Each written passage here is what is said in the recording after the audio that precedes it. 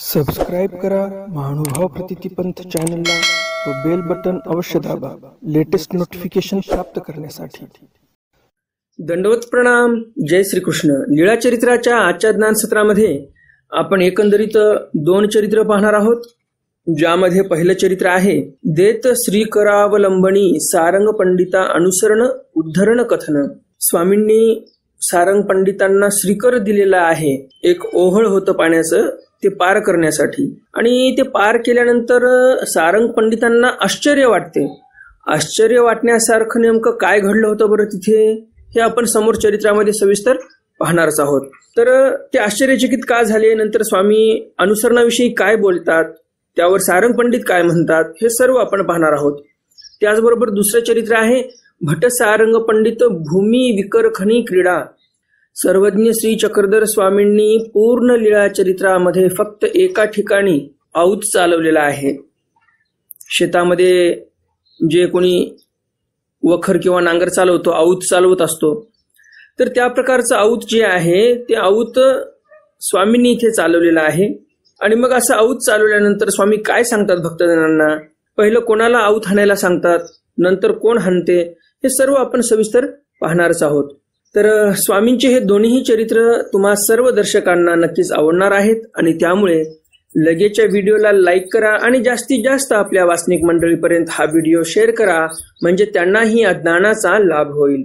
जे कोणी दर्शक पहिल्यांदाच आले असतील या चॅनलवर, त्यांच्यासाठी सूचना आहे, त्यांनी जर अजून चॅनल सबस्क्राईब केलं नसेल आणि त्यांनाही स्वामींच्या अशाच चरित्रांची आवडी असेल, असेच स्वामींचे नवनवीन लीळा चरित्र ऐकण्याची इच्छा असेल, तर हे चॅनल तुमच्यासाठी आहे। लवकरात लवकर चॅनल सबस्क्राईब करा, बेल बटन दाबा आणि ऑल ऑप्शन सिलेक्ट करा, म्हणजे भविष्यामध्ये जे काही मी स्वामींचे चरित्र अपलोड करणार आहे ते एकही चरित्र तुमच्याकडून सुटणार नाही। कालच्या ज्ञानसत्रामध्ये मी तुम्हाला प्रश्न विचारला होता, उत्तरार्ध लीळा क्रमांक 371 या चरित्रामध्ये जे स्वामींनी भीडबंधन कथन केलेलं आहे, तो जो भीड आहे तो कोणी बांधला, हा कालच्या ज्ञानसत्रातील प्रश्न होता। आणि त्या प्रश्नाचं नेमकं बरोबर उत्तर काय, हे सर्व आपण व्हिडिओच्या शेवटी पाहणारच आहोत। तर मग जास्त उशीर न करता चला तर आज काही नवीन ज्ञानार्जन करूया। दंडवत हो। मी ईश्वरदास महानुभाव सर्वांचं स्वागत करतो आपल्या महानुभाव प्रतितीपंथ या युट्यूब चॅनलमध्ये। आजच्या ज्ञानसत्रातील लीळा क्रमांक आहे लीळा चरित्र उत्तरार्ध लीळा क्रमांक 372 देत श्री करावलंबनी सारंग पंडिता अनुसरण उद्धरण कथन। देत श्री करावलंबनी, स्वामींनी सारंग पंडितांना श्रीकर दिला आणि नंतर स्वामी म्हणतात की तुम्ही अनुसरण घ्या आमच्या ठिकाणी। आणि त्या उपरांत स्वामी उद्धरण कथन, म्हणजे परमेश्वर जीवाचं उद्धरण कसं करतात त्या संदर्भामध्ये स्वामी माहीम भटांना निरूपण करतात। गोसावी नगरामध्ये बीजे केले होते, स्वामी नगरामध्ये बीजे केले होते म्हणजे गावामध्ये गेलेले होते। मग मागोते ढोरेश्वरा बीजे करिता ती, आणि मग परत ढोरेश्वरा, स्वामींचा जिथे मुक्काम आहे, स्वामी कुठे आहेत सध्या मुक्कामी, तर ढोरेश्वर इथेच आहेत मुक्कामी। तर स्वामी नगरामध्ये गेले आणि परत ढोरेश्वराकडे येण्यासाठी निघालेले आहेत। स्वामी गणपत मठ सोडून ढोरेश्वरला का गेले होते बरं, आठवतंय का कोणाला? जर आठवत असेल तर कमेंट बॉक्समध्ये कमेंट करा त्याचं उत्तर। स्वामी सध्याला ढोरेश्वरला आहेत, स्वामी ढोरेश्वरमध्येच मुक्कामी आहेत, परंतु पहिलं तर स्वामी गणपत मठामध्ये होते। मग असं काय कारण घडलं नेमकं की स्वामींनी गणपत मठ सोडला आणि ढोरेश्वराला राहणं मंजूर केलं देवाने, ढोरेश्वराला राहायला लागलेली आहेत? तर हा एक छोटासा आणि अवंतर प्रश्न मी विचारलेला आहे। ज्यांना कोणाला आठवत असेल कृपया लवकरात लवकर कमेंट करा उत्तर, म्हणजे मलाही वाटेल की तुम्हाला खरंच लीळा चरित्रामध्ये जे काही प्रसंग घडत आहेत ते लक्षात आहे तुमच्या। सरीसे सारंग पंडित असती, सोबत स्वामींच्या सारंग पंडित होते। गोसावी ओतू पातले, तिथे एक ओत होता म्हणजे ओढा होता, तर तिथे देव पोहोचले। पाणी वाहत आहे तिथे खूप, तो भरला असे, ते जे ओत आहे ते भरून वाहत आहे, गोसावी अवलीळा पैलाडी बीजे केले. स्वामी अवलीळ, स्वामी लीळा करतात सरळ सरळ, त्याला लीळा म्हणतात. परंतु अवलीळ म्हणजे काय? काहीतरी एक चमत्कार दाखवलेला आहे. तो जो ओत आहे तो पाण्याने भरून वाहत आहे, परंतु स्वामींनी बरोबर स्वतःच्या सामर्थ्याने तो जो ओत आहे तो पार केलेला आहे. सारंग पंडिता न एवे, सारंग पंडितांना काय ते जे ओत आहे तो पार करता येत नव्हता. मग म्हणितले, मग सारंग पंडित म्हणतात, जी जी मज नये, जी जी मला काय पलीकडे येता येत नाही, असं सारंग पंडित स्वामींना म्हणतात. गोसावी श्रीकरू दीधला, स्वामींनी हात दिला. श्रीकरीची नखे तयाचा हाती काही लागली काही न लगतीची, आणि गोसावी श्रीकरू आसुडीला. स्वामींनी काय केलं मग? सारंग पंडित तर म्हणतात मला पलीकडे येता येत नाही. मग स्वामींनी हात दिला आणि स्वामींच्या हाताचे जे नख आहेत ते नख सारंग पंडितांच्या हाताला लागतात न लागतात की स्वामींनी हात आखडून घेतला आणि गरकरी येली थडिये आले, आणि नुसतं नखाचा स्पर्श झालेला आहे सारंग पंडिताच्या हाताला. स्वामींनी हात माघारे घेतलेला आहे आणि त्या हातासरीसे सारंग पंडितही स्वामींकडे आलेले आहेत. तो जो ओत आहे तो पार केलेला आहे. आणि विस्मो झाला, आणि सारंग पंडित विस्मित झाले. साहजिकच आहे, जर एखादा नाला ओढा आपल्याला पार करायचा असेल, एखादी व्यक्ती आपल्याला हात देत आहे, तर त्या व्यक्तीचा आपल्याला हात पूर्णपणे घट्ट पकडावा लागेल. परंतु इथे आपण काय पाहिलं? स्वामींच्या हाताचे जे नख आहेत ते सारंग पंडितांच्या हाताला लागले न लागले, स्वामींनी हात माघारे घेतला आणि सारंग पंडित बरोबर ते ओत पार करून स्वामींपाशी पोहोचतात. आणि म्हणून विस्मित झालेले आहेत सारंग पंडित, हे कसं काय शक्य झालं? हे कायजी गोसावियाच्या श्रीकरीची नखे माझा हाती काही लागली.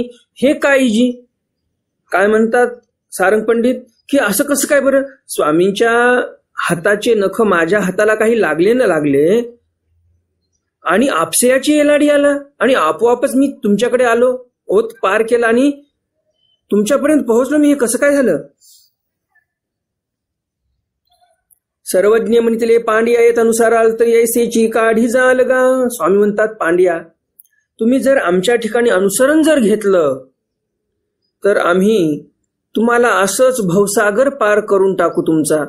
तुम्ही ज्या भवसागरामध्ये बुडकुळ्या खात आहात त्या भवसागरातून आम्ही तुम्हाला तरुण नेऊ, भवसागराच्या पलीकडे ईश्वर प्राप्ती करून देऊ, भवसागराच्या पलीकडे नेऊन ईश्वराची प्राप्ती तुम्हाला करून देऊ. तुम्ही अनुसरण तर घ्या आमच्या ठिकाणी. सर्वज्ञ म्हणितले, यावर स्वामी म्हणतात, स्वामींनी काय सांगितलं? वानरीचा दृष्टांत सांगितला. पांडिया वानरी असे ते आपले पिलू पोटी लावणी येली खांदीवरून पैल खांदी जाय. स्वामी म्हणतात, पांड्या एक वानरी असते आणि ती वानरी काय करते? ते आपले पिलू पोटी लावणी काय करते? ते वानरी स्वतःच पिलू पोटाला धरून ठेवते, म्हणजे पिलू उचलते आणि पोटाला लावते. येली खांदीवरून पहिले खांदी ये जाय, या फांटीवरून त्या फांटीवर जाते. पहिली खांदी ये वरून येल खांदी ये, पलीकडच्या खांदीवरून, खांदी म्हणजे काय? फांटा जो आहे त्या झाडाचा, फांदी जी आहे त्या फांदीवरून अलीकडच्या फांदीवर उडी मारते. तर अशा प्रकारे तिचं उड्या मारणं चालू आहे. तियेची पिलिया सहित क्रीडा जे पाहती तयाची देखतिया गती हे. पिल्लू पडेल पडेल ऐसे वाटे. जे लोक पाहत आहेत खालून त्या वानरीकडे, ते वानरी कशी उड्या मारत आहे या फांटीवरून त्या फांटीवर, जे लोक खालून पाहत आहेत ते काय म्हणतात की आता पिल्लू पडेल, आता पिल्लू पडेल. परंतु ते पिल्लू काय पडत नाही, कारण त्या पिलाने घट्ट पकडलेला असते. परित्या पिलियाची धरती परिते तेची जाणे. स्वामी म्हणतात, त्या पिल्याने कोण्या परीने धरलेला आहे त्याच्या माईला ते त्या पिलालाच माहिती की माईला कसं धरावं. माय म्हणजे काय? त्या पिल्लाची आई. नाहीतर आजकालच्या मुलांना समजणार पण नाही माय म्हणजे काय असते. एवढी बिकट परिस्थिती झालेली आहे आपल्या मराठी माणसांची. तर ते जे पिल्लू आहे ते पिल्लू त्याच्या माईला बरोबर धरते घट्ट आणि बिलकुल सुटू देत नाही हात. आणि म्हणून स्वामी म्हणतात, त्या पिलियाची धरती परी ते त्यालाच माहिती. आणि जे नेन सुटे ते सूत्र ते वानरीची जाणी. आणि ज्यामुळे ते पिल्लू सुटणार नाही ते परी, ते पद्धत जी आहे ते त्या वानरीला माहिती आहे. कशा उड्या माराव्या, कशा उड्या मारू नये, हे सर्व तिला माहिती आहे. आणि दोघांचाही ताळमेळ व्यवस्थित बसलेला आहे, म्हणून तर ते पिल्लू सुटत नाही आणि आई पण त्या पिल्लाला सुटू देत नाही, व्यवस्थित उड्या मारते, एकदमच वाकडे तिकडे उड्या नाही मारत. तैसे अनुसरती परी जीवे जाणावी. स्वामी म्हणतात, त्याप्रमाणे त्या वानेराच्या पिल्लाप्रमाणे अनुसरणाची परी जीवाने जाणून घेतली पाहिजे आणि ईश्वराला घट्ट पकडलं पाहिजे. नरक चुकविती परी ते परमेश्वरू जाणती, आणि नरक चुकवण्याची जी परी आहे ते परमेश्वराला माहिती आहे. फक्त तुम्ही ईश्वराला धरा तर खरी चांगलं पक्क, अनुसरण तर घ्या ईश्वराच्या ठिकाणी, असं स्वामी सारंग पंडितांना सांगतात. तो गोसावी पिंपळेश्वरा पातले, पिंपळेश्वरला जाऊन पोहोचले स्वामी चालत चालत. तेथ गोसावी आसन झाले, तेच गोसावियांचे आसन झाले, तिथे स्वामी बसले. सारंग पंडित गोसाविया ते पुसले. सारंग पंडित विचारतात स्वामींना, जी जी गोसावी अनुसरा अनुसरा ऐसे म्हणतात ती. सारंग पंडित म्हणतात जी जी. स्वामी आम्हाला प्रत्येक वेळेस म्हणतात अनुसरा अनुसरा. तरी अनुसरणे काही होय जी, अनुसरणाने होते तरी काय बरं नेमकं. मग त्यावर स्वामी बरंच काही निरूपण करतात की जे अनुसरलेले आहेत त्यांना ईश्वर प्राप्ती होते, जे ननुसरलेले आहेत म्हणजे ज्यांनी अनुसरण घेतलं नाही. कन्फ्युजन नका करून घेऊ. एक शब्द आहे अनुसरे आणि एक शब्द आहे ननुसरे. दोघांचाही अर्थ वेगळा वेगळा होतो. अनुसरे म्हणजे अनुसरण घेतलं ज्या व्यक्तीने त्याचं अनुसरण झालं. ननुसरे म्हणजे काय, न म्हणजे नाही, अनुसरे म्हणजे ज्यांनी अनुसरण घेतलं नाही तो ननुसरलेला आहे असा अर्थ आहे. जे ननुसरलेले आहेत, ज्यांनी अनुसरण घेतलं नाही ते प्रमादीय आहेत, त्यांना सृष्टी शून्य होते. म्हणजेच काय तर या सृष्टीमध्ये येऊन त्यांचा काहीच फायदा झाला नाही, शून्य गेली त्यांची सृष्टी. ईश्वर प्राप्त झाला नाही म्हणजे काय त्यांनी कमाई केली का, नाही. तर अशा प्रकारे काही जणांना सृष्टी शून्य होते जे अनुसरले नाही. सर्वज्ञ मंत्रे पांडिया कव्हणी एकू देशाचा ऋणाय तू असे. मग स्वामी एका ऋणाईताचा दृष्टांत सांगतात. एक ऋणाईत होता आणि तो बऱ्याच जणांचं कर्ज घेऊन बसलेला होता. तर त्याचा दृष्टांत सांगतात देव की कोणीतरी एक ऋणाईत होता. तर ज्या माणसाकडून त्या ऋणाईताने कर्ज घेतलेलं होतं ते माणसं त्याला भेटतात, धरतात त्याला की आमचे पैसे आम्हाला परत कर. तयासी काही देवनी सोडवी. तो जो ऋणाईत आहे तो काय करतो, काहीतरी पैसे देतो त्यांना आणि स्वतःची मुक्तता करून घेतो. तेव्हा आणि कुधरी पुन्हा दुसरे काही लोक येतात आणि धरतात त्याला. तयापासोनी सोडवी, पुन्हा स्वतःची मुक्तता करून घेतो काहीतरी त्यांना देऊन. तेव्हा आणि कुधरी पुन्हा दुसरं कोणतरी येऊन धरतो त्याला. शेवटी तो ऋणाईतदार जो आहे म्हणजे जो कर्जदार आहे, जो कर्जबाजारी झालेला आहे, तो जो कर्जबाजारी आहे तो शेवटी उबगून जातो. त्रसला सदर्था रायासी शरण रिगे, त्रसून जातो तो आणि शेवटी रायाला शरण जातोय का. मग तो त्याचे ऋणाईचे व्यवस्था करी का. आणि मग तो जो राजा आहे त्या कर्जाची व्यवस्था करतो, त्या सर्व लोकांचे कर्ज फेडून टाकतो.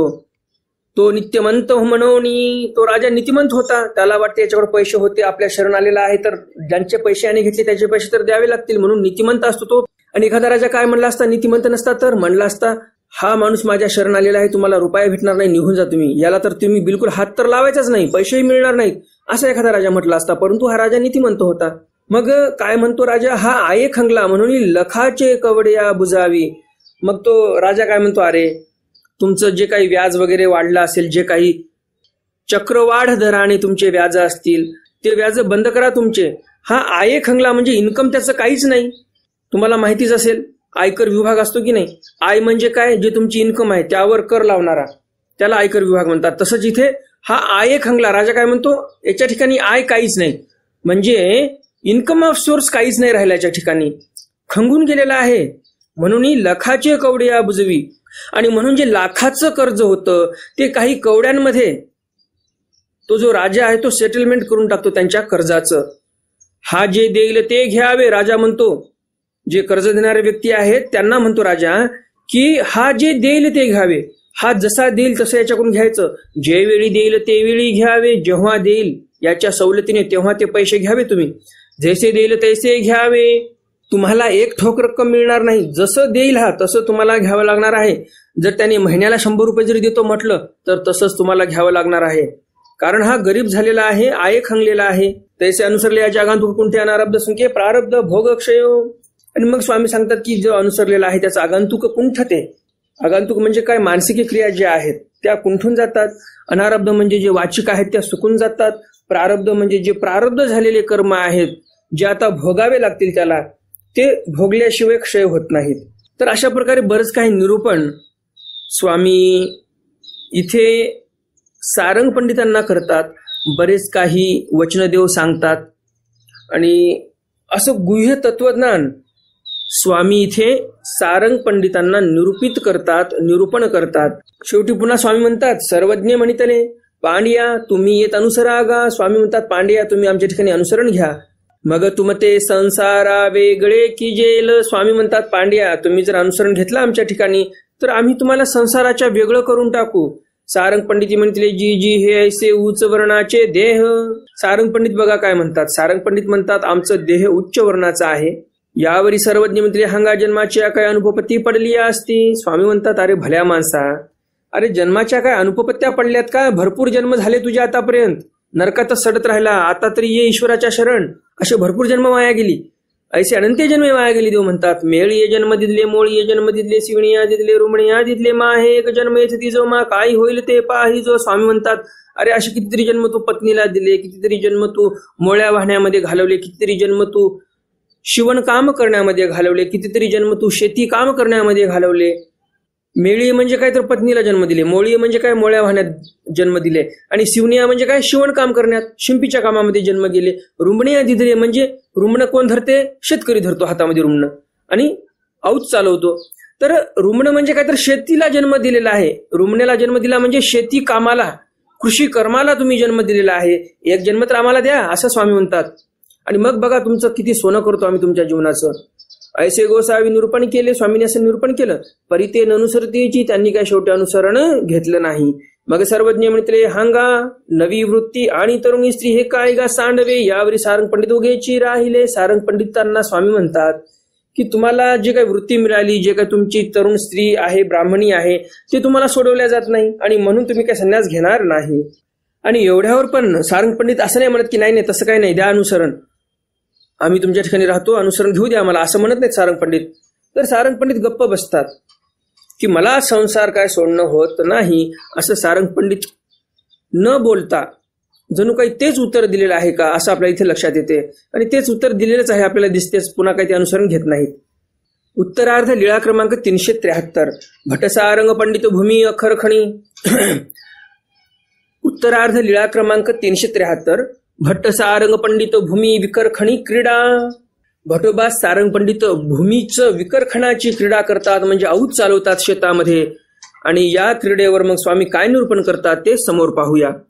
गोसावी यांची उद्याचा पूजावसर झाल्यानंतर गोसावी पोटफोड याच्या मार्गे बीजे करिता. ती स्वामींचा सकाळचा पूजावसर झालेला आहे. स्वामी रस्त्याने जात आहेत. कुठे जात आहेत? पोटफोड्याच्या मार्गे. पोटफोड्या नावाचा गणपती होता, त्याचं पोट फारच मोठं होतं, जणू काही फुटून जाते की काय असं वाटायचं पाहिल्यानंतर. आणि म्हणून त्या गणपतीला नावच दिलेलं होतं पोटफोड्या गणपती म्हणून. तर त्या रस्त्याने देव जात होते. तो मार्गी शेत, रस्त्याने शेत होतं. कुणबीये नांगर उभा केला असे. एका कुणब्याने म्हणजे शेतकऱ्याने नांगर उभा केलेला आहे आणि आपण जेवित असे. शेतकरी बसला जेवायला. गोसावी तयाची शेताकडे बीजे केले. देव शेताकडे गेले, त्या उभे राहिले. तिथे जाऊन नांगरापाशी उभे राहतात. पांड्या हे तुम्ही जाणा गा. स्वामी म्हणतात, पांड्या तुम्हाला हे नांगर हाणता येतो का? जी जी काही ब्रह्मविद्यामान नेणी जे यासी काही जाणावे असे. सारंग पंडित काय म्हणतात, जी जी हे काय कोणती ब्रह्मविद्या आहे का की माहिती नसायला? नांगर हाणणं आम्हाला माहिती आहे, बघा तुम्हाला हाणून दाखवतो. सर्वज्ञ म्हणतील, पायच दाखवा. स्वामी म्हणतात की चला बरं नांगर हाणून दाखवा. हो का जी? सारंग पंडित म्हणतात, ठीक आहे. मग तुता घेतला, रुमणे धरिले, दोरू धरिला, तापटिले, तो एक बैलू आणवता गेला, एक बैलू आणवता गेला, नांगरू येऊता पडे, मग ते राहिले. काय फजिती झाली सारंग पंडिताची बघून घ्या. सारंग पंडितांनी हातामध्ये नांगर धरला आणि हातामध्ये तुते घेतलेला आहे, रुमणं घेतलेला आहे. तुते म्हणजे काय? ज्या लाकडाला इळती लावलेली असते, कोणी इळती म्हणते, कोणी सराटा म्हणतो लावलेला असतो, लोखंडाचा सराटा लावलेला असतो. आणि त्याने मग त्या नांगराच्या फाळाचं जे काही माती चिटकलेली असेल, जे काही गवत चिटकले असेल ते काढतात त्याने. तर त्याला तुता म्हणतात. काही भागामध्ये त्याला इळती म्हणतात, इळतीची काठी म्हणतात. तर प्रत्येक भागामध्ये वेगवेगळे नाव असतेच. तर तुम्ही जे काही आपले दर्शक आहेत शेतकरी, त्यांच्याही शेतामध्ये अशी काठी वापरत असतीलच. तर तुमच्याकडे काय म्हणतात कमेंट बॉक्समध्ये कमेंट करा. काही भागामध्ये इळती म्हणतात. आपल्या घरी जसं भाकरी उलथण्यासाठी सराटा असतो की नाही, त्याप्रमाणे एका बांबूच्या काडीला लोखंडाचा सराटा लावलेला असतो आणि त्याने वखराचं जे काही वशान आहे, म्हणजेच त्या वखराच्या ज्या लोखंडाच्या पट्टीला गवत लागलेलं असते, माती लागलेली असते, आणि ते फेडण्यासाठी त्या इळतीचा वापर करतात. तर तुमच्या भागामध्ये त्या विळतीला काय म्हणतात, त्या लाकडाला काय म्हणतात ज्याला सराटा लावलेला असतो? कमेंट बॉक्समध्ये कमेंट करा. आपल्या चॅनलवर बरेच काही वेगळ्या वेगळ्या प्रदेशामधले दर्शक आहेत जे पोथी ऐकतात, आणि म्हणून इकडे मराठवाड्यामध्ये आणि विशेषतः नांदेड जिल्ह्यामध्ये काय म्हणतात हे तुम्हाला मी सांगितलेलं आहे. तुमच्या भागामध्ये काय म्हणतात ते तुम्ही सांगा. तर सारंग पंडितांची अशी फजिती झाली, हातामध्ये तुतं घेतलं म्हणजे इळती घेतली ते, आणि रुमणं पण धरला हातामध्ये, दोर धरला हातामध्ये, आणि ते नांगर दामटला चांगला, बैलांना मारलं, बैल लागले पळायला किंवा चालायला म्हणू शकता, बैल चालायला लागले. तर काय झालं, एक बैल एकीकडे पळायला लागला, एक बैल एकीकडे पळायला लागला, नांगर एकीकडे पळायला लागला. बैल दोन दिशेला दोन पळायला लागल्यावर नांगर कसा सरळ चालेल? नांगर कधी या बाजूने पडायचा, नांगर कधी या बाजूने पडायचा. सरळ काय कधी नांगर त्यांना हाणता आलाच नाही सारंग पंडितांना. मग ते राहिले सारंग पंडित गप्प बसतात, म्हणतात हे काय आपल्या बसची बात नाही. सर्वज्ञ म्हणतील वानरे हे तुम्ही जाणा गा. स्वामी म्हणतात वानऱ्या हे तुम्हाला माहिती आहे का नांगर कसं हाणायचं ते? जी अशी काही जाणावे असे. नागदेवाचार्य म्हणतात जी याच्यात काय जाणायचं आहे? अहो नांगर हाणणं तर सर्वांनाच येते, अडाणी लोकांना पण नांगर हाणता येतो, आम्हाला तर नांगर हाणता येतोच, आम्ही कृषी कर्म केलेली आहेत. हे आमची याची म्हणा, अहो हे नांगर तर आमचाच आहे, आमचं आयुष्य गेलं नांगर हाणता हाणता. पायेत दाखवा. स्वामी म्हणतात चला नांगर हाणून दाखवा बरं. मग भटोबासी नागरू धरिला, भटोबासाने नांगर धरला, नेला आणला, नांगर नेला आणि आणलं बरोबर. सर्वज्ञ म्हणते वाणीला एक चुकले ती गा. नागदेवाचार्यांनी सरळ नांगर बरोबर हाणत हाणत नेलेला आहे आणि परत बरोबर सरळ आणला. परंतु स्वामी म्हणतात की एक चुकलं तुमचं. काय जी? नागदेवाचार्य म्हणतात काय चुकलं बरं? वरंबा फुटेची ना. तर स्वामी काय म्हणतात की वरंबा फुटला नाही. वरंबा म्हणजे काय?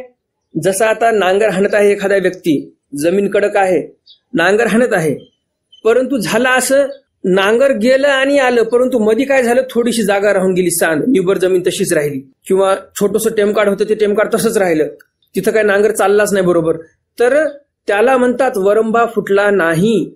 आणि स्वामी बरोबर यावेळेस नागदेवाचार्यांना म्हणतात तुम्ही नांगर तर सरळ नेला, सरळ आणला, परंतु मधातलं जे कडक जमीन आहे, जे मधी जे काही जमीन राहिलेली आहे जिथं नांगर लागला नाही, ती जमीन तर तशीच राहिली, ते जे वरंबा आहे ते फुटलाच नाही, मोकळी जमीन झालीच नाही, तशीच राहिली कडक.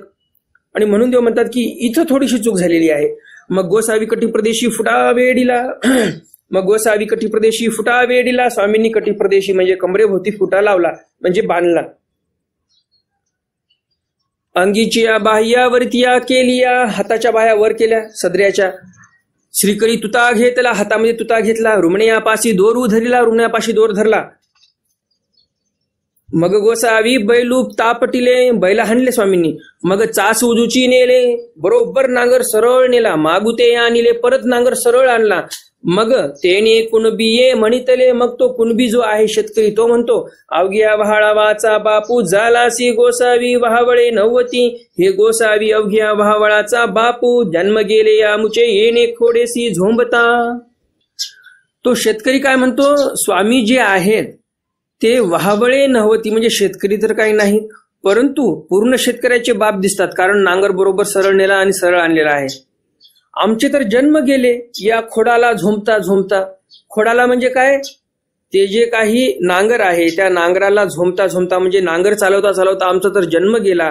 पर्यायसे आऊत वाहू कोणीची नेणे. असा नांगर हाणणं किंवा असा आऊत हाणणं कोणालाही माहिती नाही. मग गोसावी बीजे केले. मग स्वामी तिथून निघून गेले.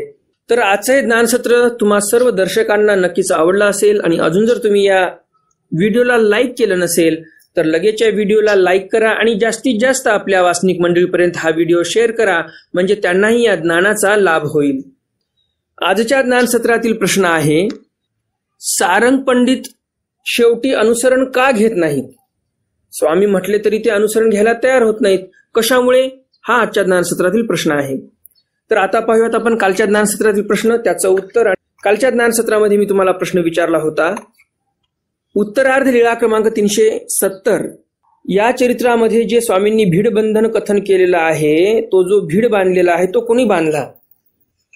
तो भीड बांधलेला आहे एका ब्राह्मणाने, जो तेलंग देशामध्ये राहायला गेला, तिथून पैसे पाठवले त्याने आणि ते भीड बांधून घेतलेलं आहे. भीड बांधण्यामागचं कारण काय होतं? कारण त्याच ब्राह्मणाने तिथे मंदिराच्या बाजूला खड्डा केला होता, तिथले 3 कढया सोनं काढून नेलं होतं, आणि त्या खड्ड्यामुळे कदाचित त्या मंदिराची भिंत ढसळून जाईल, आणि ते भिंत ढसळू नये म्हणून व्यवस्थित तिथे बांधकाम करून घेतलेलं आहे या ब्राह्मणाने. नाहीतर आताचे लोक बघा तुम्ही, सरकारला नाव बोटो ठेवतात, रस्ता चांगला करत नाही सरकार म्हणून, आणि सरकारनं जेच रस्ता चांगला केला की काही लोक मग ड्रेनेजची लाईन करण्यासाठी रस्ता खतून ठेवतात, खड्डे करतात रस्त्यामध्ये. काही असतात पाईपलाईन टाकण्यासाठी, या रस्त्याच्या या बाजूने काही जणांचं शेत असते, काहींचं शेत त्या बाजूने असते. विहीर या बाजूने असली तर त्या विहिरीतून पाईपलाईन आणतात, रस्ता फोडतात आणि आपल्या शेतात पाईपलाईन घेऊन जातात. आणि ते खड्डा जो केलेला आहे रस्त्यावरचा, तो खड्डा व्यवस्थित बुजवत नाहीत. मग पावसा पाण्यामध्ये ते बरोबर खड्डे जास्त मोठे होतात. तर आजकाल बघा तुम्ही, आपण आशा करतो, परंतु हा बघा ब्राह्मण किती हुशार म्हणावा लागेल. पैसा खूप भेटला, तेलंग देशामध्ये राहायला गेला, परंतु हे विसरला नाही की आपण तिथे खड्डा केलाय पैठणमध्ये. तर त्या ब्राह्मणाने तेलंग देशामधून पैसे पाठवले, कारागीर पाठवले, मिस्त्री पाठवले आणि तो खड्डा बुजवून घेतला. भिंतीला तडा नको जायला म्हणून तिथे एक भीड बांधून घेतलेला आहे, टेका म्हणून. तर पूर्वीच्या काळामध्ये साधारण जनमाणूसही एवढं विचार करायचा या समाजाचा. नाही तर आताचे बघा ना तुम्ही, अहो खरबो रुपयाची ज्याच्याकडे जायजात आहे त्याची पण इच्छा राहत नाही की आपल्याकडून जर इथे काही घाण झाली तर ते घाण आपण साफ करावी. 3 कड्या सोनं त्या माणसाला मिळालेलं आहे.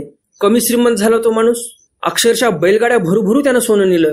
तर एवढा श्रीमंत माणूस तेलंग देशावरून माणसं पाठवतो, विसरत नाही अरे मी तिथे खड्डा केलाय तो बुजवलाच पाहिजे आपण, असा तो ब्राह्मण म्हणतो.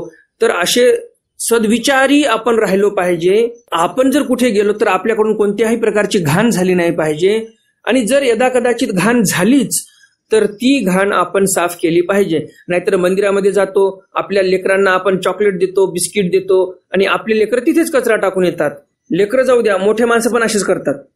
मोठे माणसं पण चॉकलेट खातील किंवा जेवण केली पत्तरवाळी चोळामुळा करतात आणि तिथेच कुठेतरी टाकून देतात. हे असं बरोबर नाही. मग आपल्याला अधिकार आहे का की भारत फार घाणेरडा देश आहे म्हणण्याचा?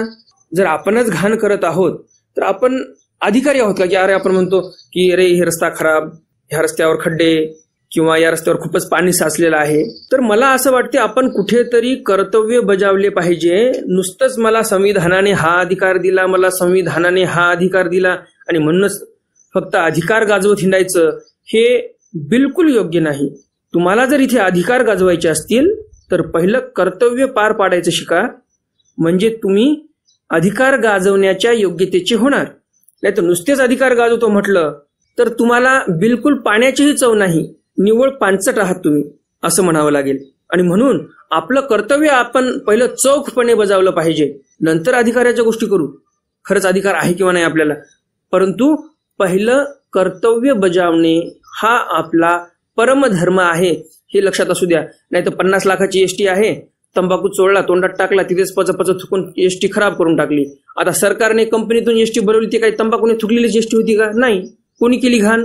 तुम्ही आम्हीच केलेली आहे ना. हे सामान्य जे जनमानस आहे यांनीच घाण केलेली आहे. आपले दर्शकही बरेच काही असतील जे व्यसन करतात एसट्यांमध्ये बसून, किंवा प्लॅटफॉर्मवर बसलेले आहेत रेल्वे स्टेशनच्या, तिथे गुटखा पान मसाला खायचा आणि तिथेच थुकून द्यायचं.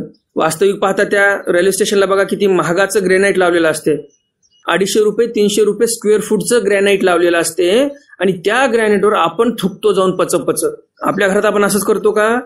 नाही. तर हे शिकवण आपण घेतली पाहिजे. या चरित्रातून आपल्याला शिकवण मिळते. जे काल आपण चरित्र पाहिलं, तो ब्राह्मण आंध्र प्रदेशात तेलंगणात राहायला गेला, खड्डा केलाय पैठणमध्ये, परंतु तिथून माणसं पाठवली, अरे तिथे खड्डा झालेला आहे, ते भरून काढा खड्डा. कदाचित भिंतीला पण तडा गेला असेल किंवा भविष्यामध्ये जाईल, आणि म्हणून त्याला एक भीड बांधून या, त्या भिंतीला टेका देऊन या चांगला, जाऊ द्या पैसे जायचे तेवढे. तर पैसा असून महत्वाचा नसतो, तर पैसा योग्य ठिकाणी आपण कारणी लावत आहोत का, हे त्याहीपेक्षा खूप महत्वाचं आहे. म्हणून पैसा असणंच हे महत्वाचं नाही, तर योग्य ठिकाणी आपण खर्च केला पाहिजे. तर परमेश्वर आपल्याकडे लक्ष देतील आणि कुठेतरी आपण परमेश्वराच्या दृष्टिकोनामध्ये आपण कोण्यातरी चांगल्या स्थानावर राहू. तर असो, प्रश्नाचं उत्तर तुम्हाला सर्वांना समजलं असेल. ज्याप्रमाणे तुम्ही कालच्या ज्ञानसत्रातील प्रश्नाची अगदी बरोबर उत्तर दिले, त्याचप्रमाणे तुम्ही आजच्या ज्ञानसत्रातील प्रश्नाचं उत्तर नक्कीच बरोबर देणार अशी अपेक्षा आहे. तर मग भेटूया उद्याच्या ज्ञानसत्रामध्ये सर्वज्ञ श्री चक्रधर स्वामींच्या काही नवीन चरित्रासह, ज्यामध्ये पण्यस्त्री विटकाणीत पर्ण स्वीकारू हे चरित्र आपण उद्या पाहणार आहोत. भिक्षा मंडळ निषेधपूर्वक उत्साहता आऊ दुःख निराकरण ही चरित्र आपण उद्याच्या ज्ञानसत्रामध्ये पाहणार आहोत. आणि आऊ पडवा मागणे ही चरित्र आपण उद्या पाहणार आहोत. तर असे 2-3 चरित्र आपण उद्याच्या ज्ञानसत्रामध्ये पाहणार आहोत. तर मग भेटूया उद्याच्या ज्ञानसत्रामध्ये सर्वज्ञ श्री चक्रधर स्वामींच्या काही नवीन चरित्रासह. तोपर्यंत दंडवत प्रणाम. जय श्रीकृष्ण. दंडवत हो.